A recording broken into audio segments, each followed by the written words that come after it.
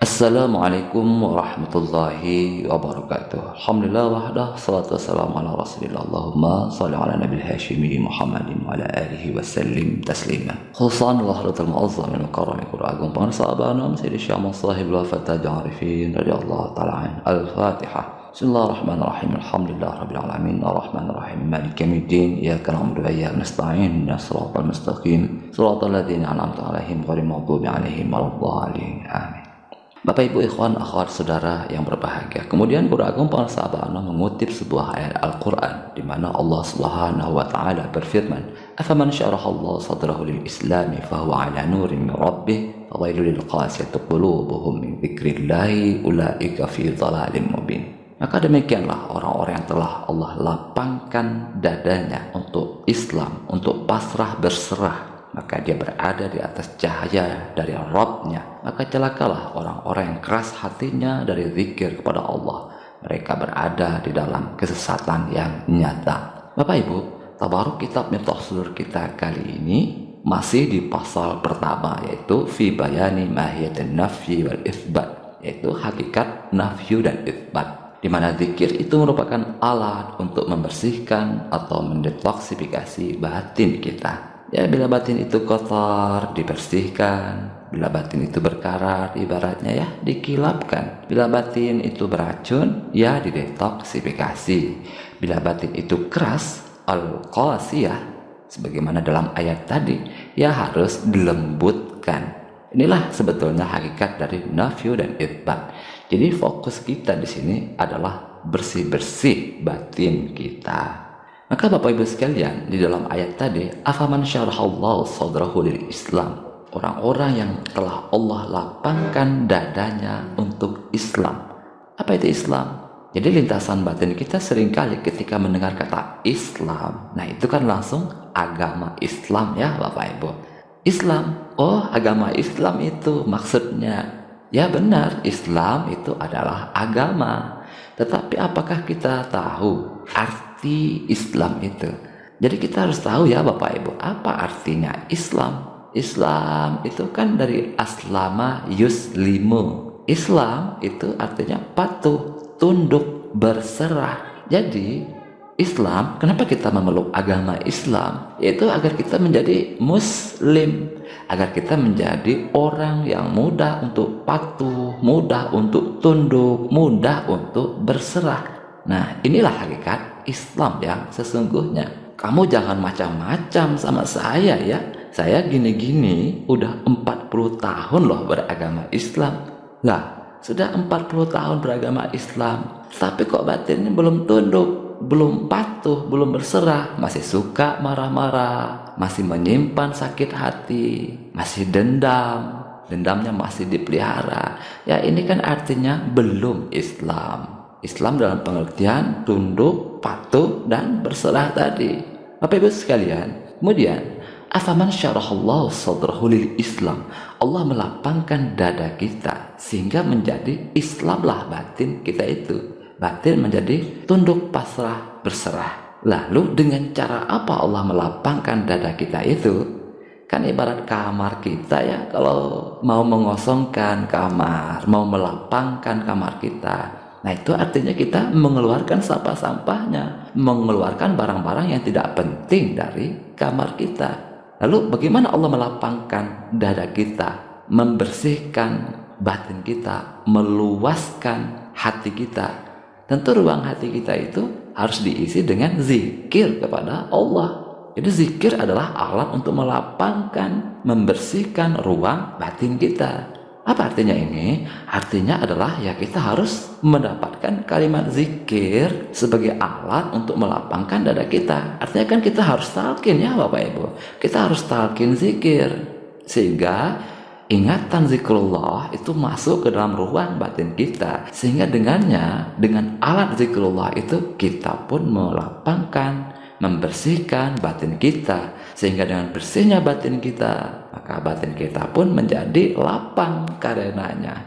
Kemudian pada kalimat berikutnya, fahuwa ala nurim min rabbih, maka orang yang sudah talqin, orang yang sudah dilapangkan dadanya dengan cahaya zikrullah, melalui talqin itu sehingga dadanya menjadi lapang karenanya fahuwa ala nurim min rabbih, maka dia berada di atas cahaya dari Rabbnya. Dia akan mendapatkan cahaya. Cahaya itu merupakan simbol segala kebaikan. Artinya dia mendapatkan segala kebaikan spiritual dari Rabbnya.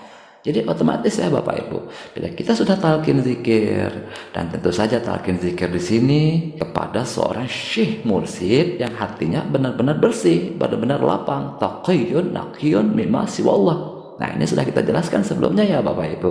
Hati yang benar-benar takwa kepada Allah, hati yang benar-benar bersih, hati yang benar-benar bersih dari apapun selain Allah, yaitu hati yang mukhlas, hati yang terbebaskan dari segala kemelekatan apapun, tercerahkan. Maka otomatis kebaikan-kebaikan spiritual merupakan garansi dari Allah. Allah pasti akan menganugerahkan cahayanya. Allah pasti akan memberikan kita segala kebaikannya zahir dan batin. Apalagi kalau kita memahami video sebelumnya ya Bapak Ibu, wah itu jelas sekali ya. Dzakirullah fil ghafilin kal hayyi bainal amwat. Berzikir kepada Allah di tengah orang-orang yang lalai seumpama orang hidup di tengah bangkai, di tengah para zombie. Jadi luar biasa sekali talqin zikir itu ya Bapak Ibu sekalian. Dengan talqin zikir itu kita benar-benar mendapatkan kebaikan yang sempurna. Jadi secara hakikat kita adalah manusia, bukan zombie. Ini salah satu luar biasanya talqin zikir itu. Lalu kemudian Bapak Ibu sekalian, fawailul lil qasiyati qulubuhum min dzikrillah. Jadi bila kita merasa masih keras hati, batin masih belum Islam, belum patuh tunduk dan berserah, artinya itu kan kita belum mau talqin, kita belum mau belajar zikir, sehingga batin kita yang keras itu menolak untuk berzikir. Hati menjadi terbiarkan, tetap keras. Maka keadaan seperti ini, ulaika fi dhalalim mubin, menjadikannya tetap berada di dalam kesesatan yang nyata. Jadi Bapak Ibu, di dalam tarekat itu, di dalam TKN, bimbingan pengasabahan pada khususnya, itu kan ada zikir jahar dan zikir hobi. Nah, zikir jahar ini dikhususkan untuk al-qasiyati qulubuhum, untuk hati yang keras. Bangsa Bahanom di dalam kitab beliau menjelaskan, ikhtalafu ayyuma afdalul dzikri sirran aw jahran, walladzi aqulu bihi inna dzikra jahran afdal liman ghalabat 'alil quwwah min ahlil bidayah. Orang-orang berselisih, mana zikir yang paling utama, zikir di dalam hati atau zikir jahar? Aku berpendapat, kata beliau, sesungguhnya zikir jahar itu paling utama bagi orang yang al-quwwah, bagi orang yang keras hati dari kalangan murid-murid permulaan. Jadi kalau kita merasa keras hati, ya kita harus talqin zikir untuk mendapatkan zikir jahar. Dan dengan zikir jahar itulah kita melembutkan hati kita yang keras. Bila tidak, wah risikonya kita mungkin akan tetap berada di dalam kesesatan. Ulaika fi dhalalim mubin. Mereka berada di dalam kesesatan yang nyata. Apa maksud kesesatan di sini? Ya batin itu tidak lapang. Batin itu rasanya sempit, sesak, sehingga batin menjadi gelisah, batin tidak tenang, tidak bahagia. Ya seperti kita terjebak di tengah hutan belantara, kita tersesat.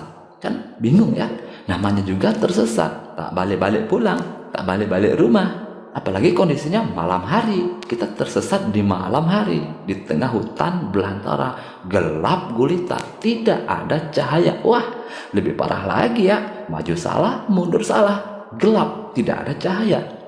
Tidak ada cahaya ketuhanan, tidak ada cahaya zikir. Bagaimana rasanya? Wah, tak terbayangkan ya Bapak Ibu sekalian. Jadi kalau batin itu gelap gulita, batin itu sempit, tidak lapang, batin itu tersesat, wah apapun jadi nggak enak. Batin akan tetap gelisah, tidak bahagia. Makanan enak, jadi tidak enak. Istri cantik, tetap saja melirik istri tetangga. Harta berlimpah, kaya raya, bisa ke gunung mencari kebahagiaan, ke pantai mencari kebahagiaan, tetapi batin itu tidak bisa diindustai. Kondisi batin tetap seperti tersesat, gelap gulita, gelisah, gersang, tidak bahagia, karena batin sempit, tidak dilapangkan oleh Allah. Makanya kebaikan spiritual, kebahagiaan batin tidak akan bisa diperoleh. Jadi Bapak Ibu, bila demikian kita perlu petunjuk, kita membutuhkan cahaya. kita membutuhkan zikir untuk melapangkan dada kita itu. Artinya ya kita harus talqin kepada seorang syekh mursyid agar kita bisa mendapatkan alatnya, kalimat zikirnya yang khusus untuk membersihkan, melapangkan batin kita itu. Kita harus talqin kepada seorang syekh mursyid yang akan membimbing proses pembersihan dan pelapangan batin kita itu secara rohaniah. Sekaya apapun kita, sepintar apapun kita, seluas lautan, seluas samudra wawasan kita, tetapi bila kita merasa batin itu gersang, kosong, gelap gulita, tersesat batin itu, maju salah, mundur salah, maka kita harus mendapatkan alat untuk melapangkan batin kita itu. Bila kita mudah tersinggung, mudah marah, mudah mengalami psikosomatik di badan, maka itu artinya sudah saatnya kita belajar tunduk dan pasrah dengan cara mengambil talqin zikir kepada ahlinya.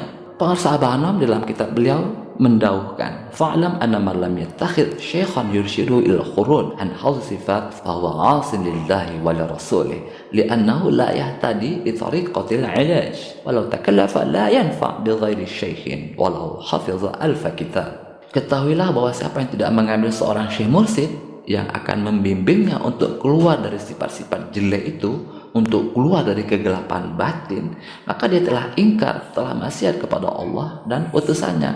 Kenapa? Karena dia tidak mendapatkan petunjuk atau tidak mendapatkan cara bagaimana menyembuhkan penyakitnya, melapangkan batinnya. Walau dia telah berjuang sekuat tenaga, tidak akan ada manfaatnya tanpa terbimbing oleh seorang syekh mursyid, walaupun dia menghafal 1000 kitab. Baik, itu saja yang dapat kita pelajari pada kesempatan kali ini.